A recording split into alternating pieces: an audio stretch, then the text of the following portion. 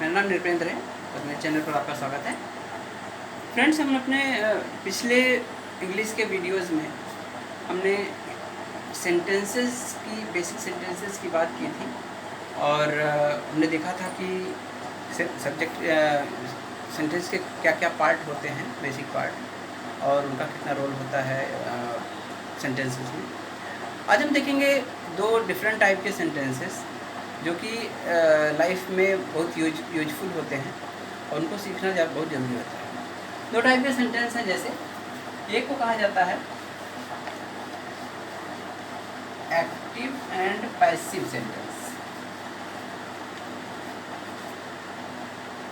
Sentence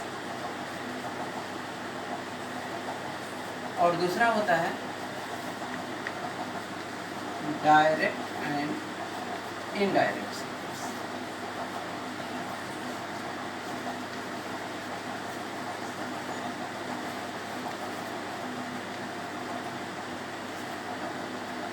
आज हम active और पैसिव सेंटेंस की बात करेंगे।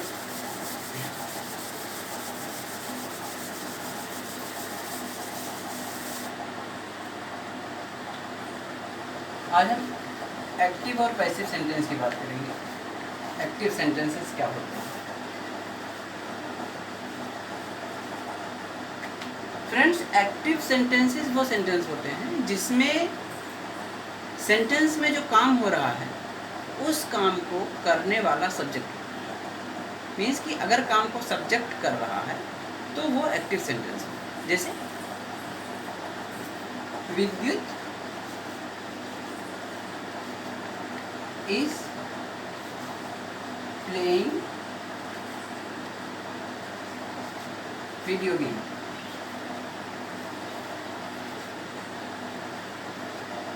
ठीक है, तो यहाँ क्या है कि विद्युत इज प्लेइंग वीडियो गेम, मतलब कि वीडियो गेम कौन खेल रहा है? विद्युत खेल रहा है।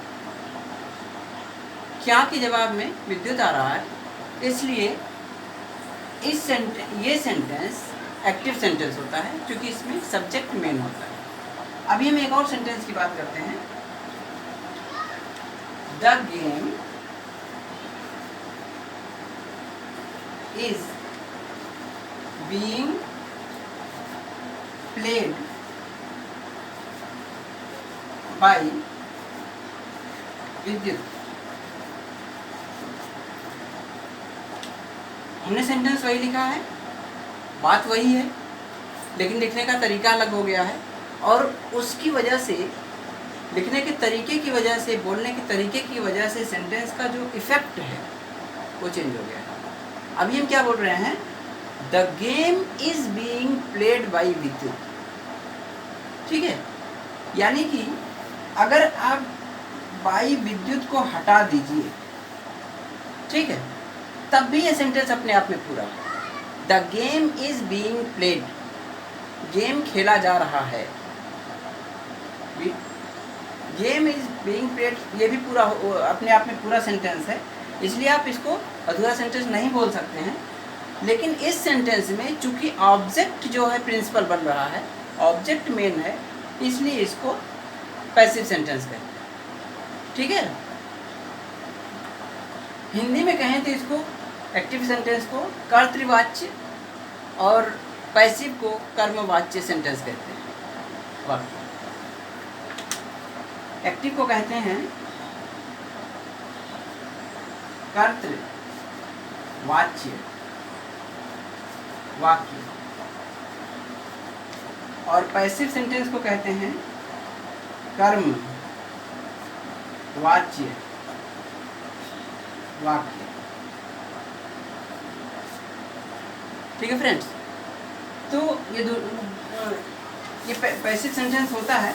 और पैसिव सेंटेंस जैसे हमारे active sentence present tense, past tense, future tense और उनके भी जो सब पार्ट्स होते हैं उन सब में होते हैं, उसी तरह से पैसिव सेंटेंसेस को भी हम 3 टेंसेस में पढ़ते हैं, same as active sentences.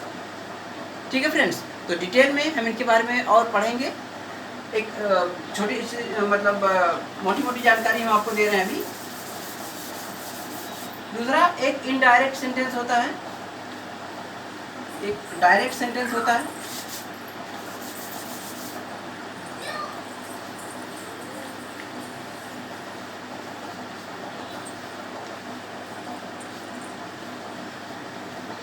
Direct sentence, इसमें क्या है कि जैसे हमसे किसी ने कोई बात कही, ठीक है, उस बात को हमें किसी को बताना है, तो हमने उसे डायरेक्ट उसे बता दिया कि उसने ये बात कही है। जैसे एग्जांपल के तौर पर, mom said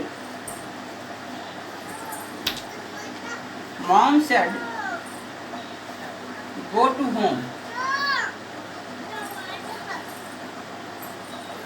mom said go to home, माँ ने कहा, इन्वर्टेड कॉमा में, गो टू होम। हाँ, mom said go to home, ठीक है। तो इसमें क्या हुआ कि मॉम ने कहा गो टू होम, घर को जाओ। मॉम ने जो कहा हमने उन्हीं की लैंग्वेज में बता दिया, mom said go to home, ठीक है। मॉम की ही लैंग्वेज जब निकल के आ रही है तो हम उसको कह रहे हैं डायरेक्ट सेंटेंस। अब इनडायरेक्ट देखते हैं।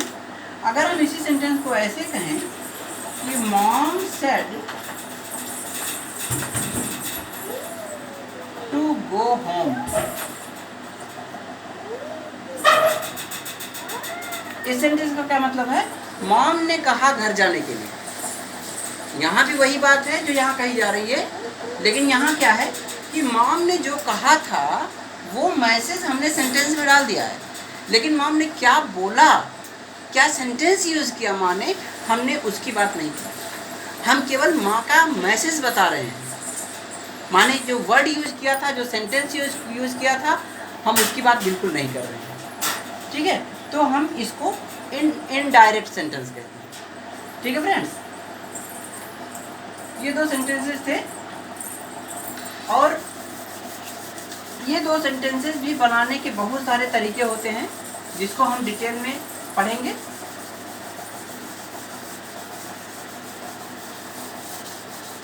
उससे पहले अभी हमने बात किया कि जो सेंटेंसेस होते हैं उन्हें हमें, पैसिव सेंटेंसेस जो होते हैं उनको हमें वो टेंस के अनुसार, टाइम के अनुसार कई भागों में डिवाइडेड होते हैं, जिसमें अभी हमने बात किया कि जो सेंटेंसेस होते हैं वो देखे जाते हैं प्रेजेंट टेंस में,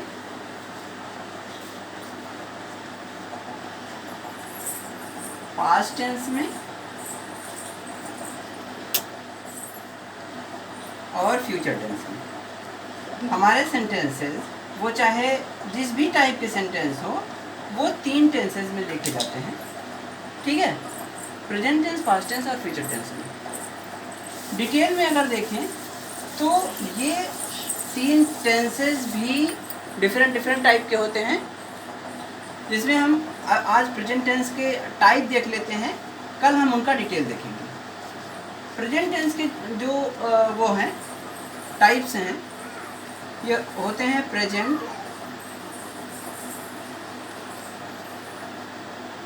इनडेफिनिट टेंस,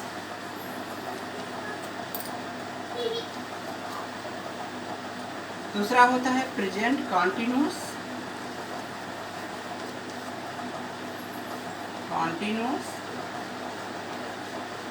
और तीसरा होता है प्रेजेंट परफेक्ट,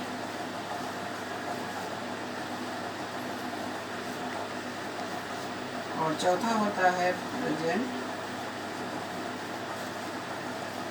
परफेक्ट कॉन्टिन्यूअस।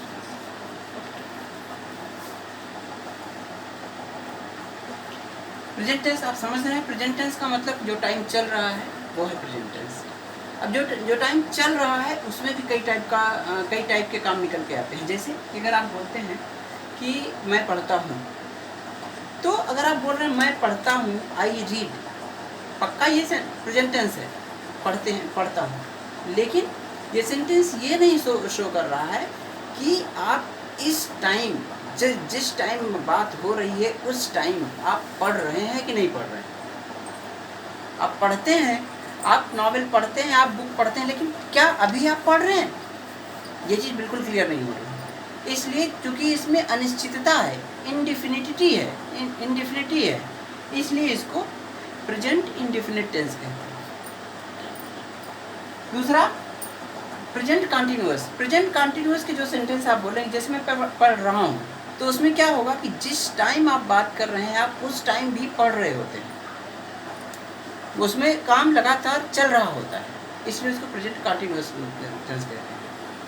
फिर प्रेजेंट परफेक्ट टेंस में जिस काम की बात हो रही है वो काम खत्म हो चुका रहता है, लेकिन बहुत पुरानी बात नहीं हुई रहती है वो, आप उसको पास्ट टेंस नहीं कह सकते हैं, लेकिन काम खत्म हो चुका रहता है। जैसे मैं पढ़ चुका हूँ का मतलब मैंने पढ़ लिया, बहुत पहले की बात नहीं है, जस्ट आपने ख़त्म किया उसको, मैं पढ़ चुका हूँ, तुरंत आपने ख़त्म किया उसको, तो वो प्रेजेंट में ही है, लेकिन काम ख़त्म हो चुका है। और चौथा है कि परफेक्ट कंटिन्यूअस का मतलब कि कुछ काम खत्म हो चुका है, कुछ काम चल रहा है, एक ही काम का कुछ काम पूरा हो चुका है, कुछ काम बाकी है। जैसे एक किताब है 180 पेज की, आप उसमें से आपने कहा कि मैंने उस पुस्तक का आधा किताब पढ़ लिया है, या मैं वो किताब आधा किताब पढ़ लिया जैसे आपने बोला, तो क्या मतलब कि आधा किताब तो आप पढ़ चुके हैं, अभी आधा और बाकी है, वो पढ़ रहे हैं आप, तो वो हो जाएगा प्रेजेंट परफेक्ट कंटिन्यूअस। ठीक है फ्रेंड्स, तो हम लोग फिर मिलेंगे अपने नेक्स्ट वीडियोज़ में।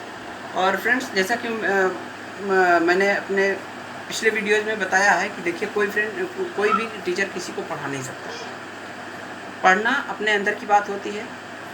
आप अगर पढ़ना चाहेंगे तो आपके पास तमाम सोर्सेज हैं, हम भी उसमें से एक सोर्स हैं, आप यूज़ कर सकते हैं उसको, और जो भी प्रॉब्लम आए आप उसको कमेंट बॉक्स में डाल सकते हैं, आपकी सारी प्रॉब्लम सॉल्व की जाएंगी।